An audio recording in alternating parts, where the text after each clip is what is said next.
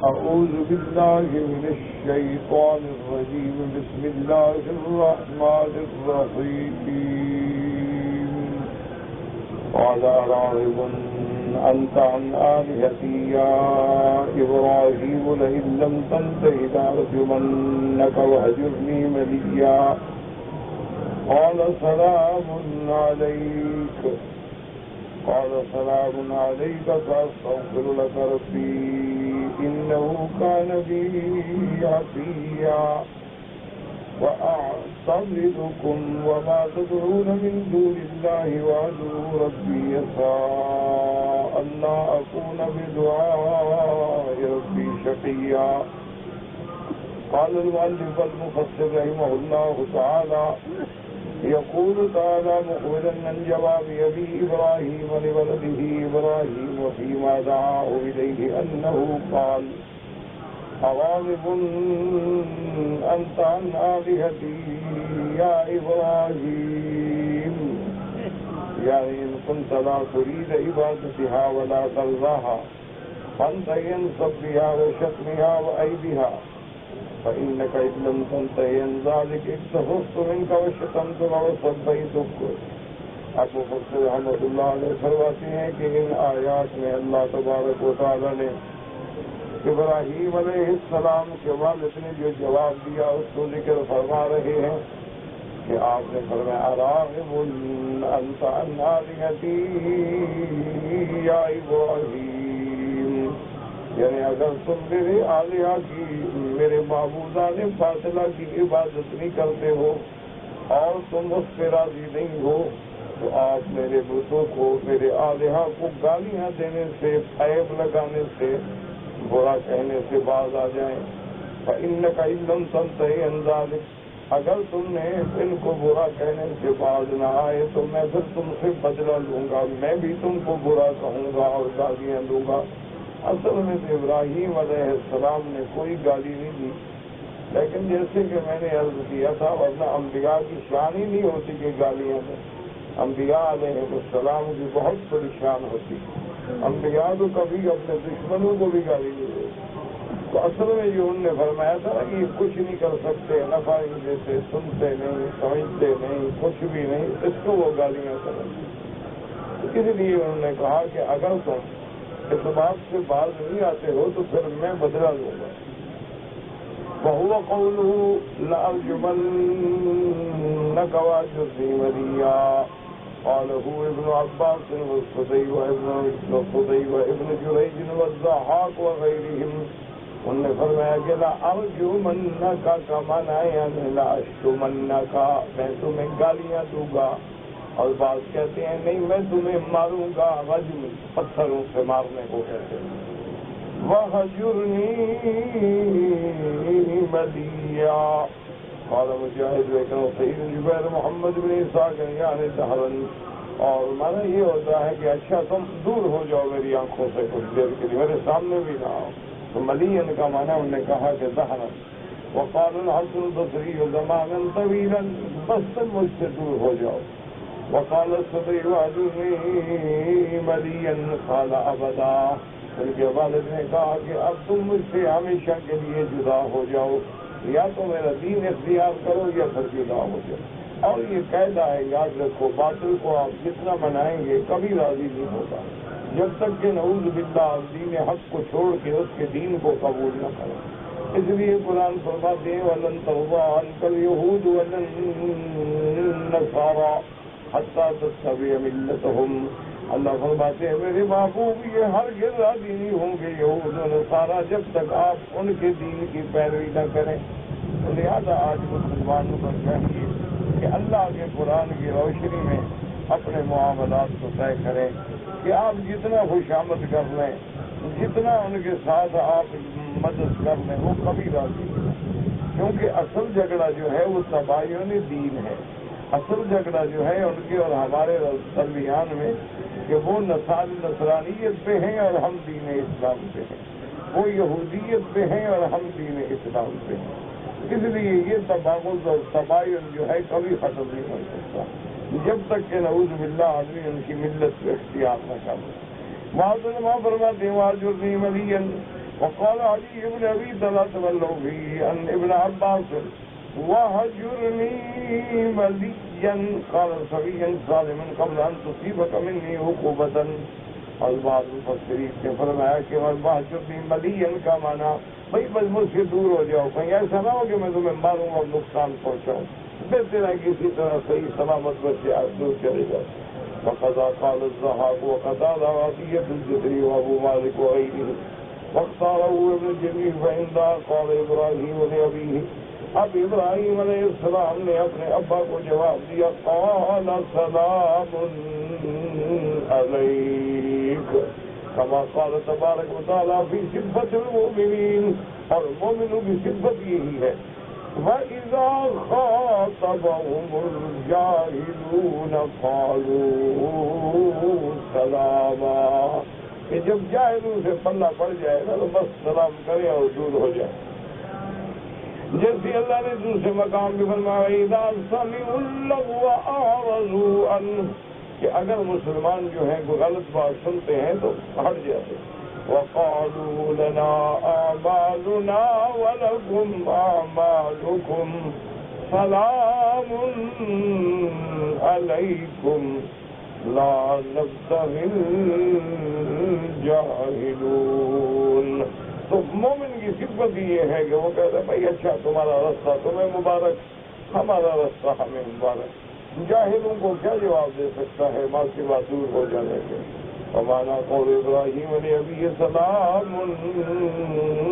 علیک، یعنی اما انا فلا ینالکم انی مکروہ ولا اذن وذالک بحرمت الابوۃ. حضرت ابراہیم علیہ السلام نے فرمایا سلام علیک، میری جانب سے آپ کو کوئی برائی نہیں پہنچے گی، کیونکہ کچھ بھی ہو جائے آپ میرے والد ہیں. اس لیے شریعت اسلام کا یہ حکم ہے کہ والد والد ہوتا ہے، والدین والدین ہوتے ہیں، لازم ان کے ساتھ آدمی مروت کا معاملہ کرے. وَاخْفِضْ لَهُمَا جَنَاحَ الذُّلِّ مِنَ الرَّحْمَةِ وَقُلْ رَبِّ ارْحَمْهُمَا كَمَا رَبَّيَانِي صَغِيرًا. ان کے لیے دعائیں کرے، چاہے والدین کافر ہوں، فاسق ہوں، فاجر ہوں، گناہگار ہوں، بد کردار ہوں، لیکن یہ نہ سمجھو کہ میں آپ زاہد اور میرا والد برا ہے. والد والد ہوتا ہے، اس کے ساتھ کوئی ایسی بات نہ کرے جو اس کی شان کے خلاف ہو. باقی کفر و اسلام کی سزا ہے وہ تو اللہ نے دینی ہے، اسلام کی جزا بھی اللہ دیں گے اور کفر کی سزا بھی اللہ دیں گے. لیکن زندگی میں ہمیں کوئی حق نہیں پہنچتا کہ ہم اپنے والدین کی نافرمانی کریں. صحیح حدیث سے مبارک میں آتا ہے کہ جب ابی سفیان مدینہ منورہ میں آئے اور اپنی بیٹی ام حبیبہ رضی اللہ تعالیٰ عنہا جو امہات المؤمنین زوجۃ النبی مصطفیٰ صلی اللہ علیہ وسلم ان کے گھر میں گئے تو بیوی صاحبہ نے جلدی جلدی وہ جو کپڑا تھا بچھا ہوا بچھانا حضور کا لپیٹ دیا. ابو سفیان کہنے لگا کہ تم نے یہ فراش کیوں لپیٹا ہے؟ اس لیے کہ شاید میرے لائق نہیں ہے، کیونکہ ابھی سفیان تو سردار تھا اور حضور کا فراش سادہ تھا، ایک ٹاٹ کا ٹکڑا تھا. اس کو یوں بچھا دیا تو بستر بن گیا اور یوں بچھا دیا تو مصلی بن گیا.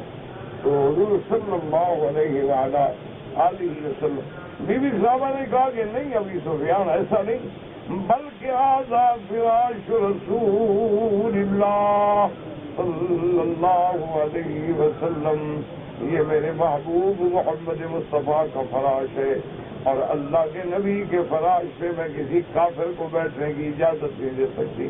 یہ نبی کا بستر ہے، یہ اس معصوم پیغمبر کا بستر ہے، اور تم کافر ہو کیسے اجازت دو؟ آپ بھی ام حبیبہ آئی حضور کی خدمت میں وقال دیا رسول اللہ نبی میرا ابا آیا ہے اور آپ جانتے ہیں کہ وہ کافر ہے، اور آپ جانتے ہیں کہ وہ آپ کا دشمن ہے، آپ جانتے ہیں کہ وہ آپ کے خلاف جنگیں لڑ چکا ہے.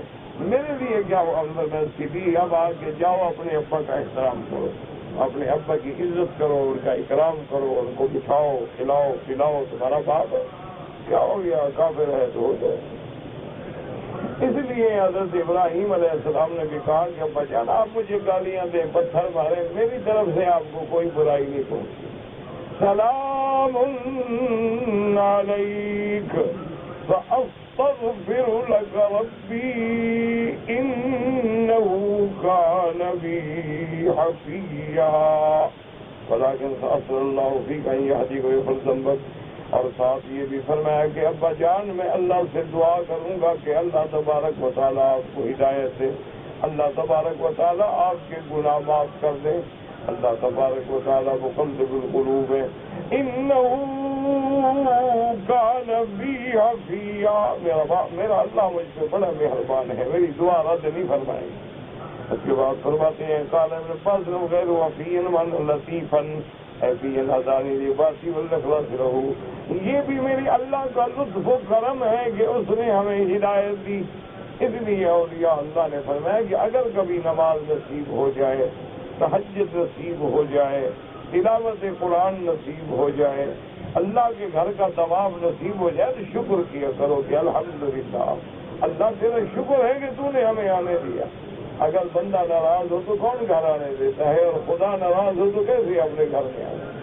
یہ بھی تو اس کا کرم ہے نا کہ اس نے ہم گناہ گاروں کو بلا لیا، ان گندی آنکھوں سے ہمیں اپنا گھر دکھلا دیا، ان گندے پاؤں سے ہمیں طواف کے مقام پہ پھرنے کا موقع عطا فرما دیا، ان گندی پریشانیوں سے ہمیں اپنے گھر میں سجدہ کرنے کی توفیق عطا فرما دی، ان گندی اور پلید زبانوں سے ہمیں اپنی بات کہنے کی توفیق عطا فرما دی.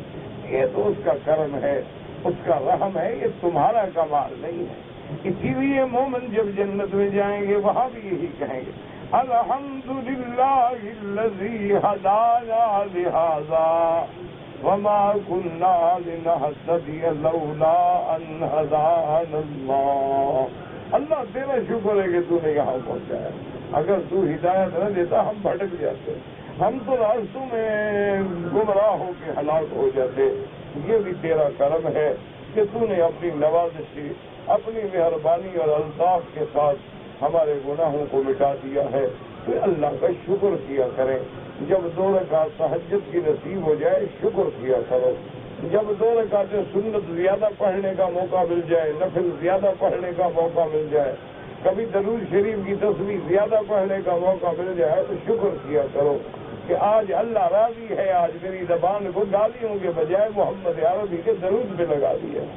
تو میری کتنی خوش نصیبی ہے کہ میں ان زبان سے گالیاں دیتا، کس سے کہانیاں کرتا، دوستوں کے ساتھ بیٹھ کے گپے مارتا، جھوٹ سچ بولتا، لیکن میں درود پڑھ رہا ہوں، میں اللہ کا ذکر کر رہا ہوں.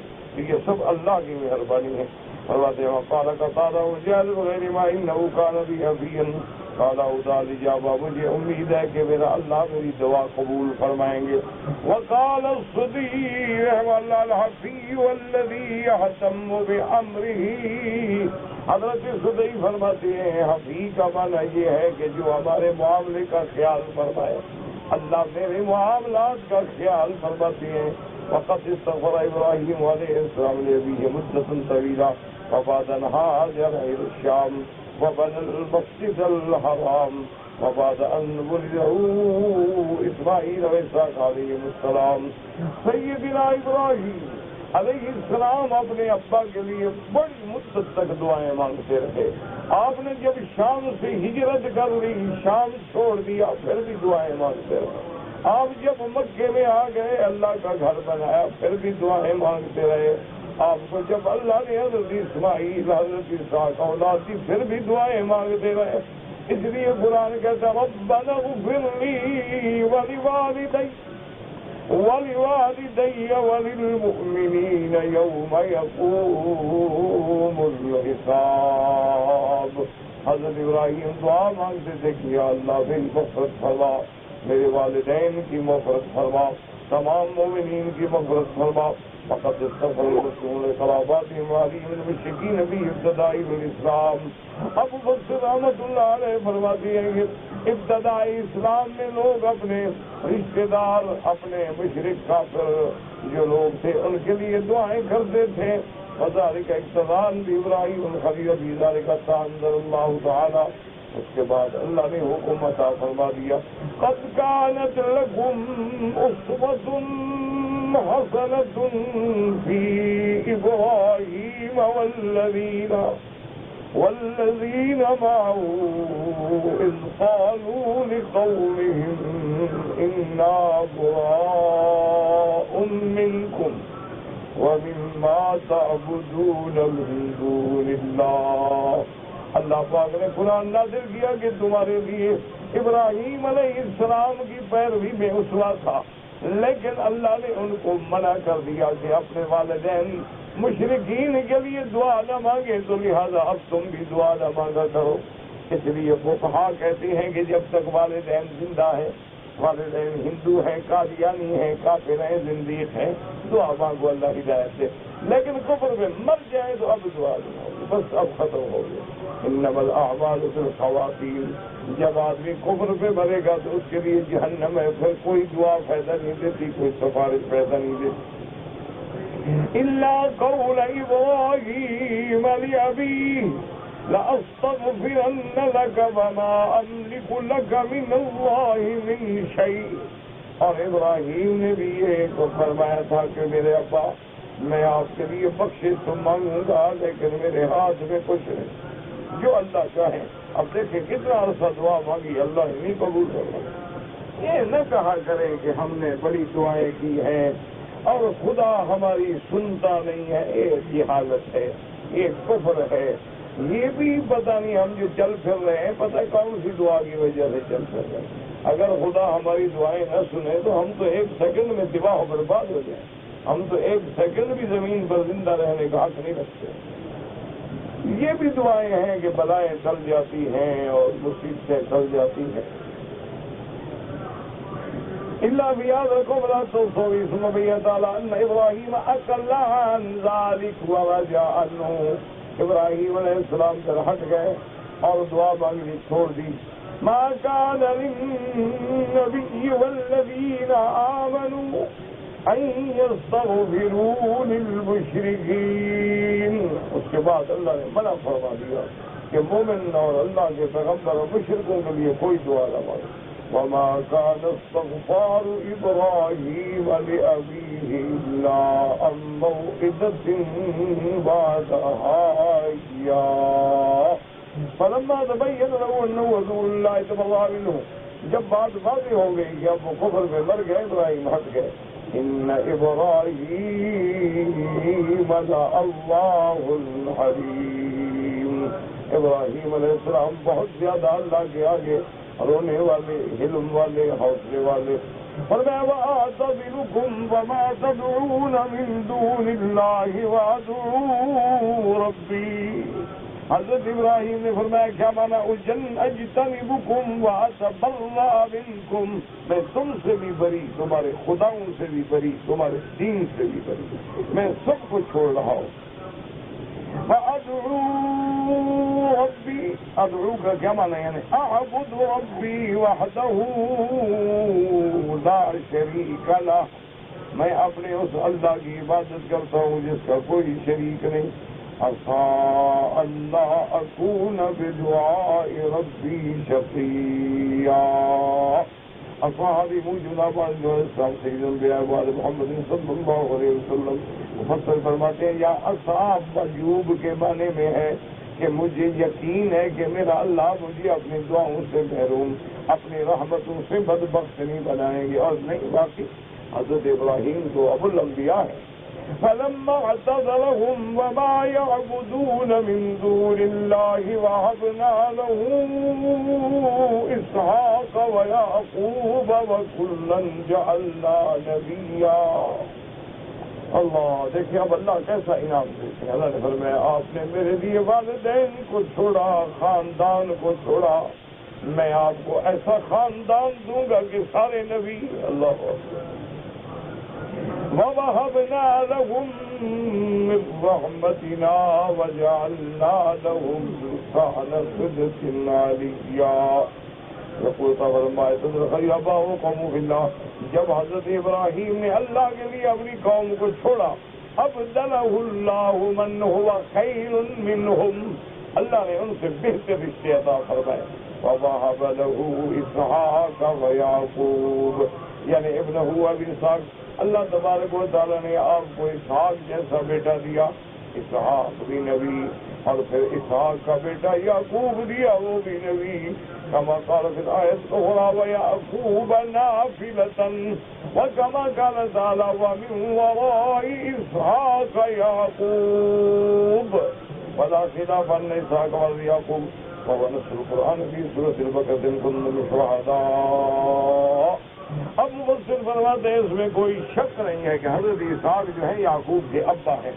جیسے قرآن میں آتا ہے ام کنتم شہداء اذ حضر یعقوب الموت اذ قال لبنیہ ما تعبدون من بعدی قالوا نعبد الہک وإله آبائك إبراهيم وإسماعيل وإسحاق. اب حضرت یعقوب علیہ السلام اپنے بچوں سے پوچھ رہے ہیں کہ میرے بیٹو ما تعبدون من بعدی، میرے بعد تم کس کو پکارو گے، کس دین پہ چلو گے؟ انہوں نے کہا ابا جان فکر نہ کریں، ہم اسی دین پہ رہیں گے، ہم اسی الہ کو پکاریں گے جس کو ہمارے آبا حضرت ابراہیم نے، حضرت اسماعیل و حضرت اسحاق نے پکارا. ولہذا انما ذکر هؤلاء اسحاق و یعقوب جعلنا له نسلا وعقبا انبیاء اقر اللہ بهم عینه فی حیاته. اللہ تبارک و تعالی نے آپ کی اولاد میں نبوت رکھی، اس لیے حضور فرماتے ہیں الکریم ابن الکریم ابن الکریم ابن الکریم. صحابہ نے پوچھا یا رسول اللہ کیا مراد ہے؟ فرمایا یوسف ابن یعقوب، یعقوب ابن اسحاق ابن ابراہیم. ایک یوسف بھی نبی، ابا یعقوب بھی نبی، اسحاق بھی نبی، ابراہیم بھی نبی علیہ السلام. یعنی اللہ نے اس گھرانے کو نبوت کے لیے چن لیا. اس لیے فرماتے ہیں وَكُلًّا جَعَلْنَا نَبِيًّا فلو لم يكن یعقوب علیہ السلام کا ذکر بھی حیات ابراہیم علیہ یوسف علیہ السلام، اگر آپ کو نبوت نہ ملتی تو اللہ ذکر نہ فرماتے. فإنه نبي أيضا كما قال رسول الله صلى الله عليه وسلم بالحديث متفق على صحته خير الناس. صحیح حدیث متفق علیہ جس میں امام بخاری اور امام مسلم کا اتفاق. جب حضور سے پوچھا گیا کہ یا رسول اللہ خیر الناس سب سے بہتر بندہ کون ہے؟ فرمایا یوسف نبی اللہ ابن یعقوب نبی اللہ ابن اسحاق نبی اللہ ابن ابراہیم خلیل اللہ. وفي اللفظ الآخر إن الكريم ابن الكريم ابن الكريم ابن الكريم يوسف ابن يعقوب ابن إسحاق ابن إبراهيم. ووهبنا لهم من رحمتنا وجعلنا لهم لسان صدق عليا. قال علي بن ابي طالب یعنی الثناء الحسن. اللہ نے فرمایا ابراہیم میں تیری تعریف جو ہے قیامت تک جاری رکھوں گا. قال سليمان انه قال المقال عليا لان جميع الانبياء يصلون ويبتغونهم صلوات الله وسلامه عليهم اجمعين. اور اللہ پاک نے باقی حضرت ابراہیم کو ایسا شان دیا کہ ہر ملت ہر مذہب ابراہیم کی تعریف کرتا ہے. یہودی ہیں تب بھی مانتے ہیں، نصرانی ہیں تب بھی مانتے ہیں، مسلمان ہیں تب بھی مانتے ہیں، مشرکین مکہ ہیں تب بھی مانتے ہیں. یہ اللہ تبارک و تعالیٰ نے آپ کے شان کو قیامت تک کے لیے اونچا کر دیا ہے. اللہ تبارک و تعالیٰ آپ کو بھی اور ہمیں بھی صحیح معنوں میں اتباع سرکار دو عالم نصیب فرمائیں اور دعا کیا کریں اللہ ہر قسم کے مصائب آزام فتن امراض سوارق اللیل والنہار سے محفوظ فرمائیں.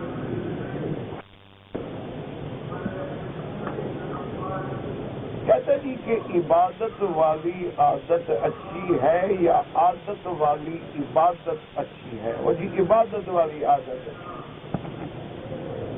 بیٹھے رہتے ہیں سوال بناتے رہتے ہیں کہ کچھ تو کریں نا.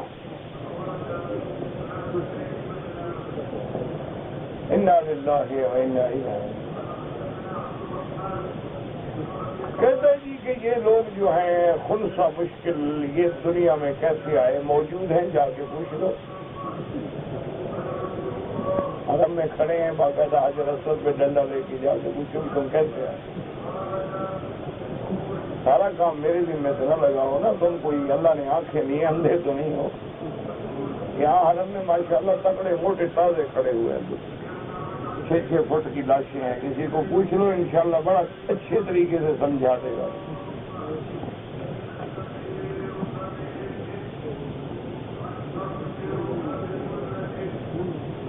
مسجد اور مدرسے میں زکوٰۃ دینا آپ نے کہا جائز نہیں ہے، لیکن بہت سارے مسجد مدرسے والے لیتے ہیں۔ اللہ کے بندے بات سمجھو، ایک تو مشکل یہ ہے سمجھتے نہیں، دوسرا سمجھنے کی کوشش ہی نہیں کرتے۔ ایک بات ہوتی ہے نا، چلو مجھے سمجھنے کی کوشش تو کرو نا۔ مسجد اور مدرسے کی بنا میں، یعنی مسجد بنانی ہے تو زکوٰۃ کا پیسہ نہیں لگتا، مدرسہ بنانا ہے تو اس کی بنا میں مسجد سے زکوٰۃ کا پیسہ نہیں لگتا۔ لیکن اگر مدرسے میں طلباء ہیں، مسکین ہیں، پڑھنے والے ہیں، پھر زکوٰۃ کیوں نہ لے بھائی؟ کوئی عقل کرو نا۔ ایک مدرسہ تو ہے، اس میں 2000 طالب ہے، 1000 طالب ہے، 500 طالب ہے، وہ کہاں سکھائیں گے؟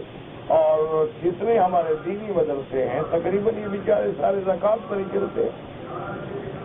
وہ تو بہت کم مدرسے ہیں ایسے جن کو کوئی اللہ والا صدقات عامہ یا ہدیہ بھیجے، ورنہ تو سب زکوٰۃ دیتے ہیں۔ تو زکوٰۃ کا پیسہ طالب کے کھانے پہ، طالب کے کپڑے پہ، طالب کے وظیفے پہ، طالب کی روٹی پہ، بیماری پہ، علاج پہ، سب سے لگتا ہے۔ یعنی مسجد کے بنانے میں زکوٰۃ نہ لگائیں، مدرسے کی تعمیر میں زکوٰۃ نہ لگائیں، کہ زکوٰۃ جو ہے اللہ نے قرآن میں خاص حکم کر دیا ہے، انما الصدقات للفقراء والمساکین، اس کی جگہ معین ہے، وہ تبدیل نہیں ہوتی۔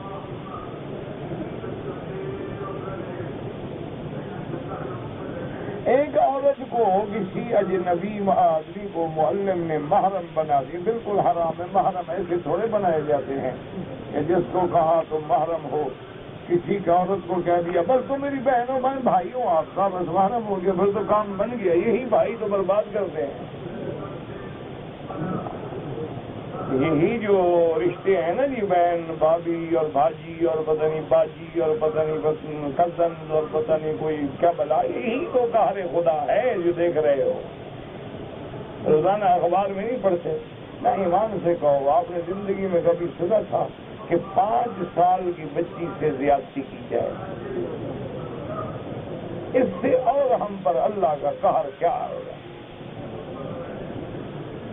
آج میں دیکھ رہا تھا 2 بھائی ہیں بیچارے، دونوں کے ہاتھ مخالفوں نے یہاں سے کاٹے، جن کے ہاتھ کاٹے گئے وہ بھی مسلمان، کاٹنے والے بھی مسلمان۔ اب کیا کرو؟ وجہ کیا ہے؟ یہ چیزیں جو ہے نا، یاد رکھو، لاکھ فورس بنا لو، لاکھ پولیس بنا لو، لاکھ رینجرز بنا لو، لاکھ ایلیٹ فورسز بنا لو، لاکھ نئے نئے قانون بنا لو، کچھ بھی نہیں ہوگا۔ ایک بات کیا، یہ تمام جرائم جو ہو رہے ہیں اس کی وجہ ہمارے گناہ ہیں۔ جب تک ہم توبہ کر کے اللہ کو نہیں منائیں گے، یہ ہوتے رہیں گے، دنیا کی کوئی طاقت نہیں روک سکتی۔ ان کا علاج ایک ہے کہ محلے کے محلے بس نکل جاؤ باہر میدان میں اور اللہ کے دروازے پہ گر جاؤ، رو رو کے دعائیں مانگو، توبہ کرو، اللہ سے معافی مانگو، مسجدوں کو آباد کرو، زنا کو ختم کرو، بے حیائی کو ختم کرو۔ یہ جو بے حیائی اور عریانی کے چینل اور فحاشی کے اڈے کھل گئے، ان کو بند کرو، پھر دیکھو امن ہوگا، ورنہ قیامت تک امن ہوگا۔ باقی تمہاری مرضی ہے، پہلے تم نے کون سی مولویوں کی بات مان لی ہے کہ اب مان لو گے؟ تمہارے نزدیک ہم پہلے بھی پاگل تھے، اب بھی پاگل اور بیوقوف ہیں۔ تم نے ماننی ہے اپنے عقل سے، اپنے دماغوں سے، قوانین سے، لاکھ قانون بنا لو۔ حضور پاک نے فرمایا کہ جس معاشرے میں زنا بڑھ جائے گا اللہ کا عذاب مسلط ہو جائے گا۔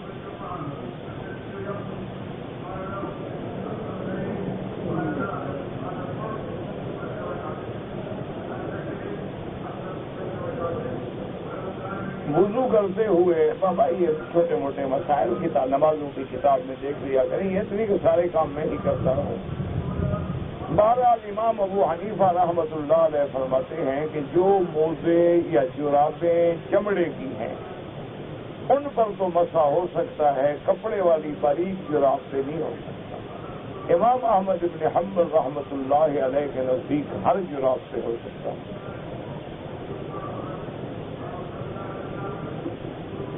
بہرحال میں نے مسئلہ بتا دیا، باقی جس کی جو وہ مرضی آئے کرے۔ اگر کسی آدمی پہ دم پڑ گیا ہے جرمانے کا تو اپنے دم والی بکری کا گوشت کھا سکتا ہے؟ نہیں کھا سکتا۔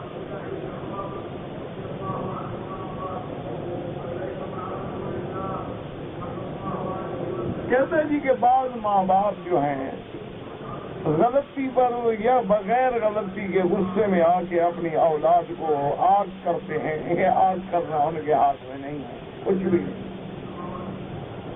کوئی آگ نہیں ہوتا۔ نافرمان اولاد کے لیے کوئی وظیفہ بتائیے، مجھے وظیفے آتے تو میں خود میں ٹھیک ہو جاتا۔ اللہ کے بندے کسی بزرگ سے پوچھے کرو، وظیفے وغیرہ جو ہیں اللہ والوں سے پوچھا کرو، کسی بزرگ سے، صاحب نسبت سے، صاحب ذکر سے، صاحب فکر سے، میرے جیسے آدمی سے کیا پوچھیں گے آپ؟ بہرحال سب سے بہتر وظیفہ یہی ہے کہ 2 رکعت نماز صلاۃ الحاجہ پڑھ کے اللہ سے دعا مانگا کریں۔ اور قرآن میں جو دعائیں ہیں نا، ربنا ہب لنا من ازواجنا وذریاتنا قرۃ اعین واجعلنا للمتقین اماما، اسی طرح اصلح لی فی زوجتی اصلح لی فی ذریتی انی تبت الیک انی من المسلمین، یہ پڑھا کریں۔ اور بعض علماء نے یہ بھی لکھا ہے کہ یا مبدئ یا ودود، یا مبدئ یا ودود، ان کی طرف دم کرو، اللہ سے دعائیں مانگو، اللہ کا دلوں کو پھیر دے۔ یہ اس کا نظام ہے۔ ہمارا کام ہے کہ ہم دروازہ کھٹکھٹاتے رہیں، مانگتے رہیں، باقی یہ اس کا نظام ہے۔ وہ چاہے تو عالم کے گھر میں جاہل پیدا کر دے، وہ چاہے تو فرعون کے گھر میں بی بی آسیہ پیدا کر دے، وہ چاہے تو جس کی تربیت حضرت جبریل نے کی وہ سامری بن جائے، اور جس کی تربیت فرعون نے کی وہ موسیٰ نبی بن جائے، اس کا معاملہ۔ بس دعا کرو کہ اللہ ہماری اولادوں کو، نسلوں کو، اولادوں کی اولادوں کو، بیٹوں کو، بیٹیوں کو قرۃ عین بنائے اور انہیں نافرمانیوں سے محفوظ رکھے، رحمت کر دے، بس پھر کام بنے گا۔ کہتے جی کہ ایک آدمی نے اپنی بیوی کو طلاق تو دے دی لیکن حق المہر ادا نہیں کیا، تو آپ بھجوا دے، بس کوئی مسئلہ نہیں۔ یہ تو ورنہ قیامت میں پکڑے جاؤ گے، تو حقوق العباد ہے، اس کا حق ہے، فوراً بھجوا دو۔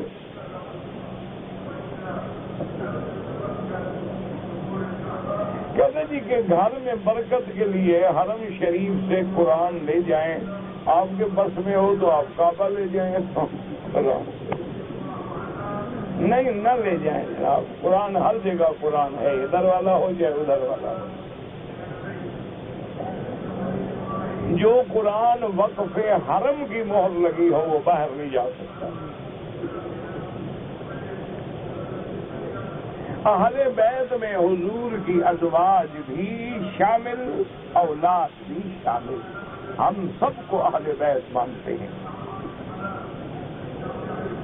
استخارے کا صحیح طریقہ کیا ہے؟ صحیح طریقہ یہ ہے کہ 2 رکعت نماز پڑھو بنیت استخارہ، اس کے بعد درود شریف پڑھو، پھر دعائے استخارہ پڑھو، اللہم انی استخیرک بعلمک واستقدرک بقدرتک واسألک من فضلک العظیم فإنک تقدر ولا اقدر وتعلم ولا اعلم وانت اللہ الغیوب اللہم ان کنت تعلم ان هذا الامر، یہاں نام لے اپنے کام کا، خیر لی فی دینی و معاشی و عاقبت امری فی عاجلہ و آجلہ فقدرہ لی فیسرہ لی ثم بارک لی فی، اللہم ان کنت تعلم ان هذا الامر، یہاں کام کا نام لے، شر لی فی دینی و معاشی و عاقبت امری فی عاجلہ و آجلہ فاصرفنی عنہ فاصرفہ عنی فقدره لی الخیر حیث کان ثم وزنی بہ.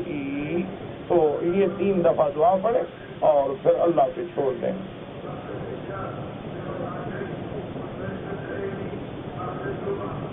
کہتے جی کہ موجودہ صورتحال میں جو خواتین جو ہیں حرم میں موجود ہوتی ہیں وہ نماز جنازہ میں شرکت کریں، بالکل کریں. نفلی طواف میں جب عورتیں طواف کرنے کے لیے آئیں تو پردہ آگے ڈالیں، بالکل پردہ ڈالیں. بغیر پردے کے عورت طواف نہ کرے. بھائی ادھر آ جاؤ تاکہ وہ طواف کے درمیان میں وضو ٹوٹ جائے تو بغیر وضو کے طواف نہ کیا کریں. یاد رکھیں کہ طواف جو ہے وہ نماز کے حکم میں ہے. جیسے نماز بغیر وضو کے نہیں ہو سکتی، طواف بھی بغیر وضو کے نہیں ہوتا. اچھا، اب مثلاً ہمارا وضو ٹوٹ گیا تو علماء فرماتے ہیں تفصیل ہے کہ اگر 1 چکر کے بعد ٹوٹ گیا، 2 چکروں کے بعد ٹوٹ گیا، 3 چکروں کے بعد ٹوٹ گیا، وضو کر کے پھر اول سے شروع کریں. اگر 4 یا 5 کے بعد ٹوٹ گیا تو جہاں چھوڑا تھا وہاں سے شروع کریں.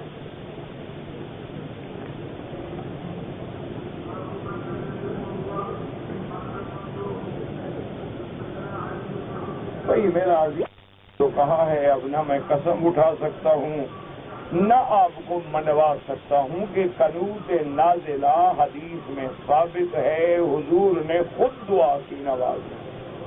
باقی اعتبار نہیں تو امام حرم کے پاس چلے جاؤ، جا کے پوچھ لو، تسلی کر لو.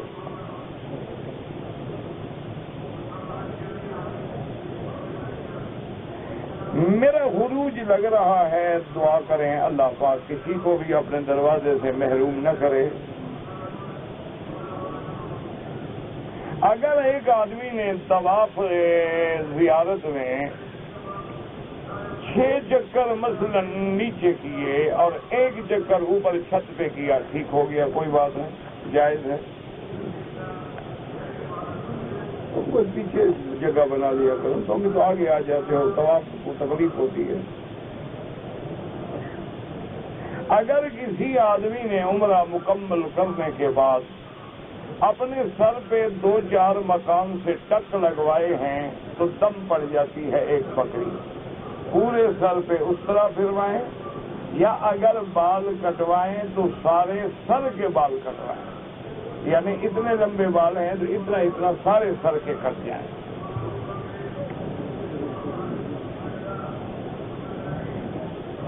حجر اسود جو ہے یہ جنت کا پتھر ہے، جنت سے آیا ہے، اور اس کو حضور صلی اللہ علیہ وسلم نے بوسہ دیا ہے، لہذا بوسہ دینا جو ہے وہ سنت محمد مصطفیٰ ہے. میں نے عمرے کے بعد سر کے دونوں طرف اس طرح سے کٹ لگائے، وہ نہیں ہوتا، دم پڑ جاتی ہے. ایک آدمی دبئی سے آیا عمرہ کرتے مگر احرام نہیں باندھا، مسجد عائشہ سے عمرہ باندھ کے عمرہ کیا، احرام باندھ کے دم دینی پڑے گی.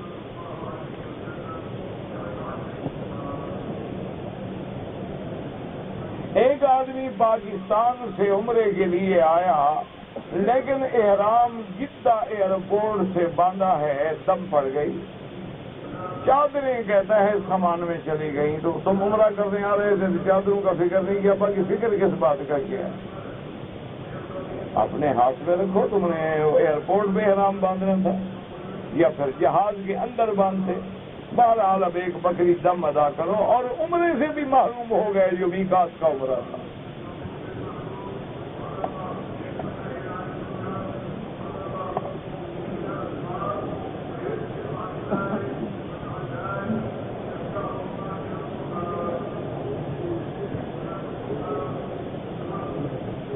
میرے بیٹے کی عمر 9 سال ہے اور برائی وہ اللہ ہدایت ہے. بس ایسی باتوں کے لیے اولاد کے لیے دعا کرو بس، اور کوئی علاج نہیں، دعا کرو. اور آخری صورتیں ہیں نا، قل اعوذ برب الفلق، قل اعوذ برب الناس، صبح و شام 11 دفعہ پڑھ کے ہاتھوں پہ پورے بدن پہ اس پہ دم کرو. کہتا ہے جی کہ ایک آدمی نے مجھے کہا کہ ابراہیم علیہ السلام کے باپ کا نام طارق تھا، طارق نہیں طارق. وہ کہتے ہیں کہ نام طارق تھا، آذر لقب تھا. یہ دو آدمی نہیں تھے.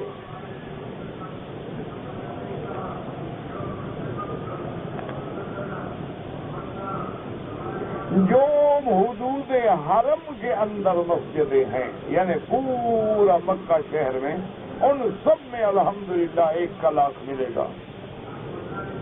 مسجد نبوی میں مدینہ منورہ میں صحیح حدیث مبارک میں ایک نماز کا 1000، ایک روایت میں 50,000 بھی آتا ہے، لیکن وہ روایت اتنا مضبوط نہیں ہے. صحیح حدیث مبارک میں 1000.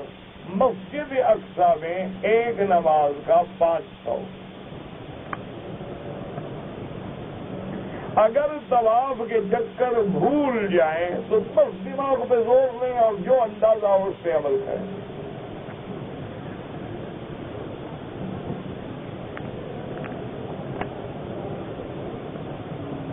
ہم پاکستان سے ویزے پہ آئے ہیں، اور اگر آپ نے عمرہ نہیں کیا، میقات سے احرام نہیں باندھا ہے، تو اب آپ عمرہ بھی کریں اور ایک بکری دم بھی ادا کریں.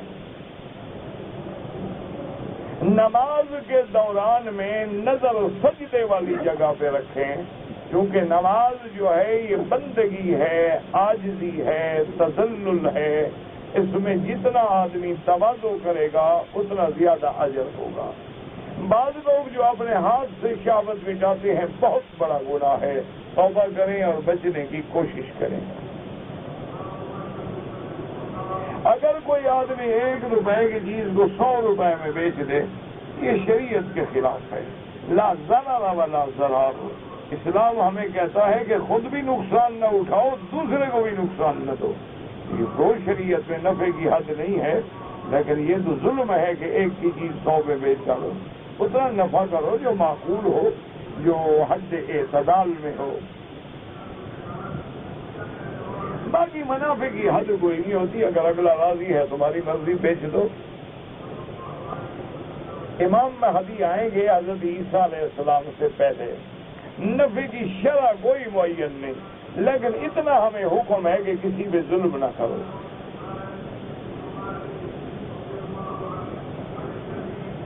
یہ جو محرم میں ماتم کرتے ہیں بالکل بدعات ہیں، منکرات ہیں. بلکہ حضور کی ایک حدیث مبارک ہے، آپ نے فرمایا کہ من ضرب الاخدود وشق الجیوب ولبس السود فلیس منا. کہ جو لوگ ماتم میں سیاہ کپڑے پہنے، اپنے چہروں پہ تھپڑ مارے، اپنے کپڑے پھاڑ ڈالے، فرمایا ان کا میرے طریقے سے کوئی تعلق نہیں. اچھی بات ہے آپ کو قرآن شریف سننے کا شوق ہے. حضرت حسن حسین کی شہادت، ابھی یہ شہادت بیان کرنے کا وقت ہے یا مسئلہ بتانے کا وقت ہے؟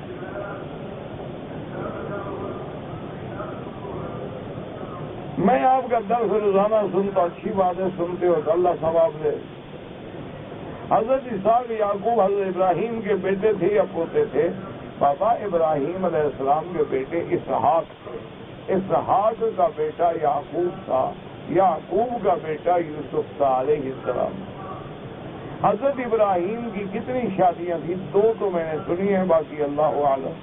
ایک بی بی سارہ اور ایک بی بی ہاجرہ، باقی کا اللہ کے علم میں ہے. بہرحال اس زمانے میں کوئی زیادہ شادیوں پہ پابندی بھی نہیں تھی. حضرت سلیمان علیہ السلام کی 100 بیوی تھی.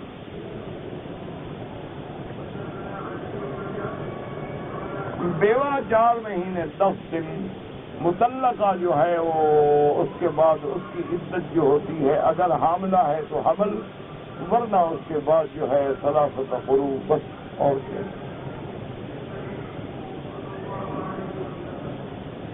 کہتے ہیں جی کہ آل رسول جو ہیں وہ نماز کیسے پڑھتے تھے؟ جیسے اہل سنت والجماعت پڑھتے ہیں.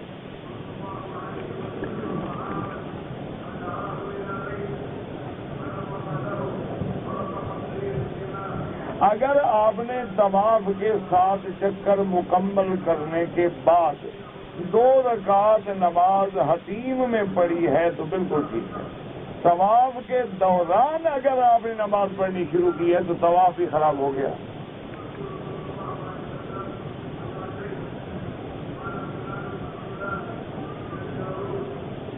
کہ جو لوگ کہتے ہیں پتہ نہیں کیا کہتے ہیں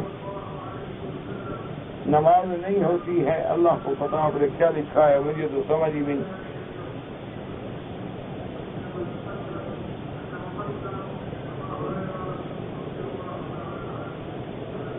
ایک آدمی عمرہ کرنے کے لیے بغیر احرام کے آئے، جب مکے میں پہنچ گئے تو حمام سے غسل کیا، یہی احرام باندھے. وہ عمرہ نہیں ہوتا جب تک کہ حد حرم سے باہر نہ جائیں.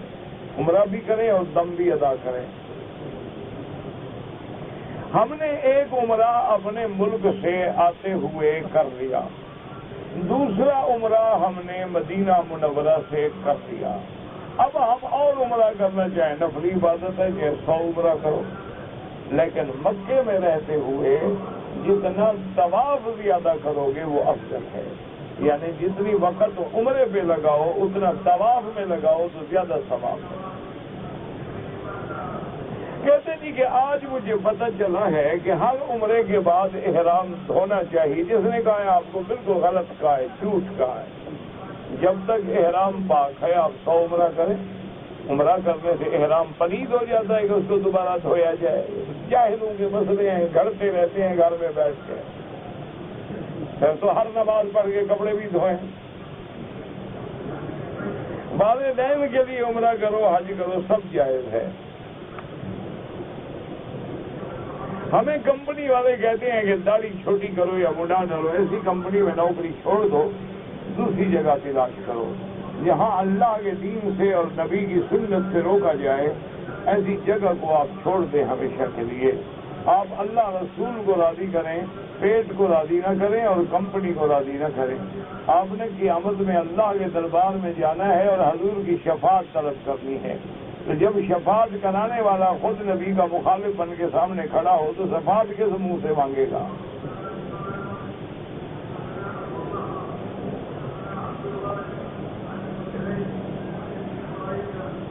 کہتے جی کہ ایک جسٹس صاحب ہیں، انہوں نے کہا ہے کہ شراب کو قرآن میں حرام نہیں کہا گیا. انہوں نے نہیں کہا تو ہم نے سمجھا نہیں، کیا کریں.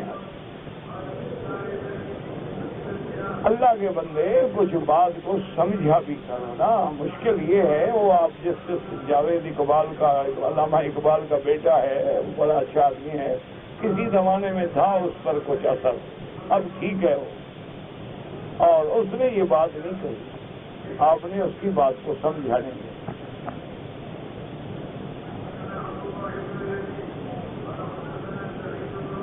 کسی دور میں جوانی میں کچھ دور اس سے گزرا ہے ایسا کہ وہ پٹڑی سے کچھ اتر گیا تھا، لیکن اب اللہ کا فضل ہے بالکل ٹھیک ہے تقریباً. اور بڑا ذہین آدمی ہے، پڑھا لکھا آدمی ہے، قابل آدمی ہے، کافی مطالعہ ہے اس کا. اس نے بات اور کی ہے جو آپ نے سمجھی ہے وہ غلط سمجھا ہے. آپ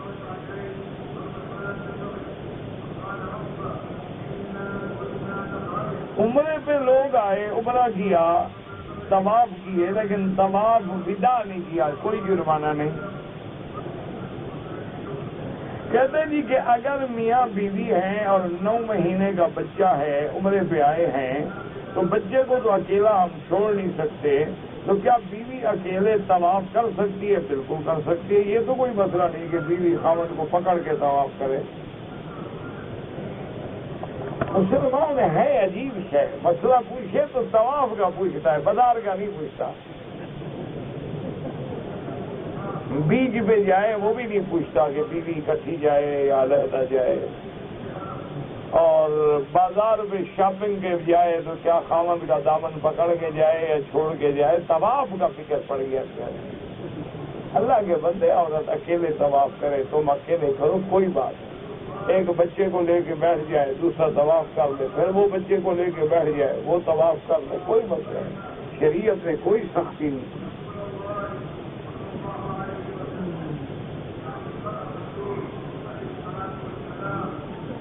میں نے عمرہ کیا ہے، میں نے طواف کے بھی 7 چکر لگائے. صفا مروا کے بھی 7 چکر لگائے، پھر لوگوں کی دیکھا دیکھی، میں نے بھی 2-3 بال کٹوائے، فوراً اپنے بال کٹوا لو، اگر 24 گھنٹے گزر گئے کپڑے پہنے ہوئے پھر دم پڑ گئی، اور ابھی 2-4-5 گھنٹے گزرے کپڑے اتارے رمضان کے بعد بلوا دو۔ ایک شادی والا آدمی اپنی بیوی سے کتنا دور رہ سکتا ہے؟ بھائی شریعت میں تو حکم ہے کہ 6 مہینے سے زیادہ دور نہ رہے، لیکن مجبوریاں ہیں، حالات ہیں، میاں بیوی کا سمجھوتا ہے، اور پھر یہ بھی یقین ہو کہ میری بیوی کی عزت محفوظ ہے، تو پھر آدمی زیادہ مدت بھی دور رہ سکتا، اگر خوف ہو تو پھر دور نہ رہے۔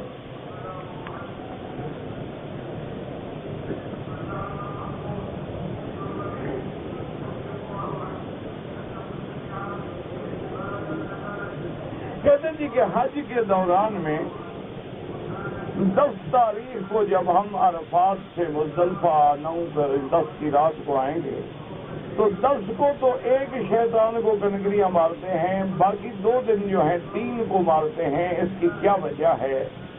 اس کی وجہ یہ ہے کہ حضور پاک نے اسی طرح ماری ہے۔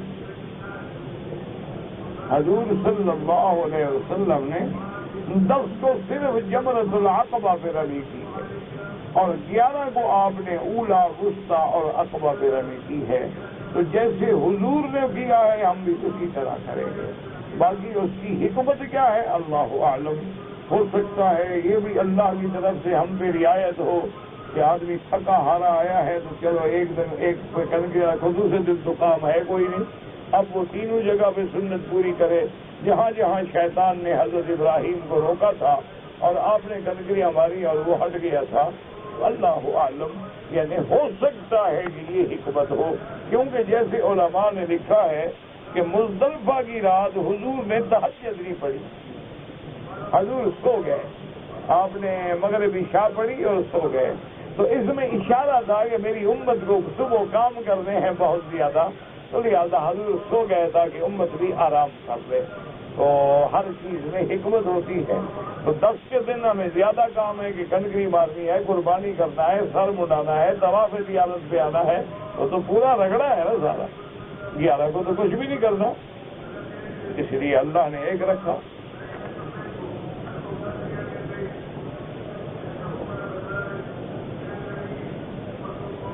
اگر کچھ لوگ آئے پاکستان سے عمرے کے لیے، انہوں نے طواف کی نیت مقام ابراہیم سے شروع کیا، طواف ہی نہیں ہوا، جب طواف نہیں ہوا تو صفا نہیں ہوئی، عمرہ نہ ہوا، دم پڑ گئی۔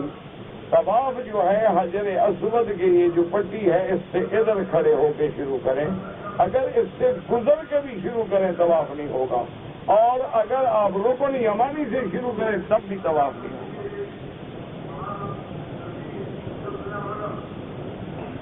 حاملہ عورت کو طلاق ہو جاتی ہے، طلاق تو ہو جاتی ہے لیکن خلاف سنت ہے، یعنی حمل کی حالت میں آدمی طلاق نہ دے، لیکن اگر کسی بیوقوف نے طلاق دے دی، گولی تو گولی ہے، وہ تو لگ جائے گی گولی، یہ تھوڑا پوچھتی ہے کہ آپ کو وضو ہے یا نہیں۔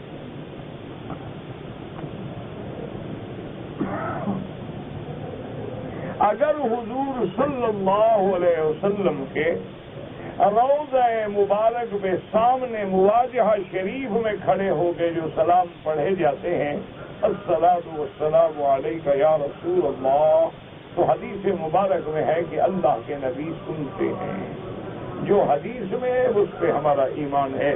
باقی تمہیں اللہ نے اس لیے پیدا نہیں کیا کہ نبی کے سننے اور نہ سننے پہ بحث کرو، تم اپنی فکر کرو۔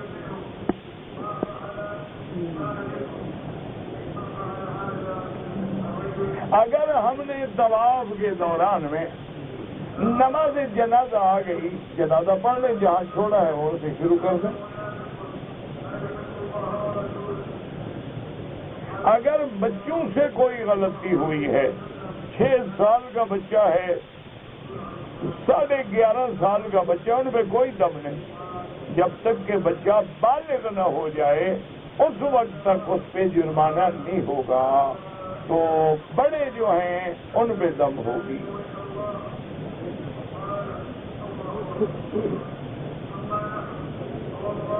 ایک آدمی نے عمرہ کیا، عمرے کے لیے جب حرم میں آیا تو عصر کی نماز کے بعد طواف کیا۔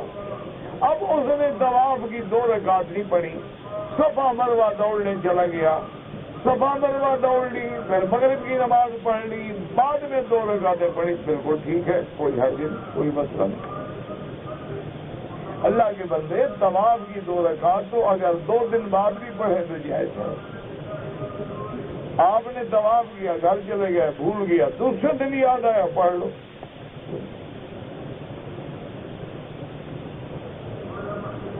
میرا دوست انتقال ہو گیا، اللہ مغفرت فرمائے، اور جتنے مسلمان فوت ہو گئے دعا کریں اللہ ان کی مغفرت فرما دے، اور اللہ ہمارے والدین کی اور ہمارے اقارب و ارحام کی، تمام عالم اسلام کے مسلمانوں کی جو فوت ہو گئے ان کی قبروں کو باغ جنت بنائے۔ اگر کوئی آدمی روزانہ عمرہ کرے، نفلی عبادتیں بالکل کرے، لیکن بال ہوں یا نہ ہوں اس طرح پھروانا پڑے گا۔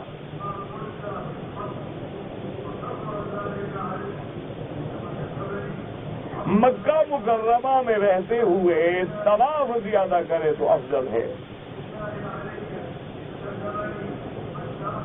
کہتے جی کہ ہمارے ملک میں رواج ہے کہ عورتیں جو ہیں رمضان المبارک کی 27ویں رات کو نیا لباس پہنتی ہیں۔ یہ کوئی ضروری نہیں، کوئی حکم نہیں، کوئی سنت نہیں، ویسے بالکل پہنے تو منع بھی نہیں، لیکن خاص مقرر کرنے کے 27ویں کی رات کو پہننا ہے تو 27ویں کی رات کی پابندی کرنا شریعت میں ثابت نہیں۔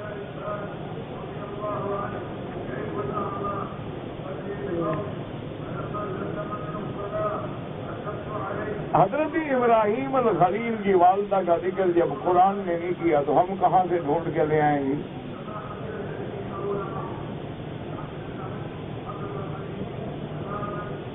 عبد المطلب کے نام سے پہلے ہمیں حضرت بولنا چاہیے، نہیں بولنا چاہیے، وہ تو کفر پہ فوت ہو گئے، وہ تو اسلام نہیں لے آئے، حضور کا کلمہ نہیں پڑھا، ان کو حضور کا نبوت ہی نصیب نہیں ہوئی۔ عمرہ کرنے والے پر حج واجب ہو جاتا ہے، عمرہ کرو یا نہ کرو، اگر اللہ نے طاقت دی، دولت دی، پیسہ دیا، آنے جانے کی ہمت دی ہے تو حج واجب ہے، فرض ہے۔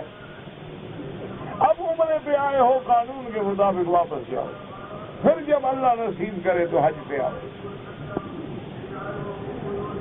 ہم پاکستان سے مدینہ گیا، مدینہ سے مکہ پہنچ گیا، عمرہ کیا تو عمرہ ہوگا نا، اگر عمرے کا احرام نہیں باندھا تو عمرہ نہیں ہوگا۔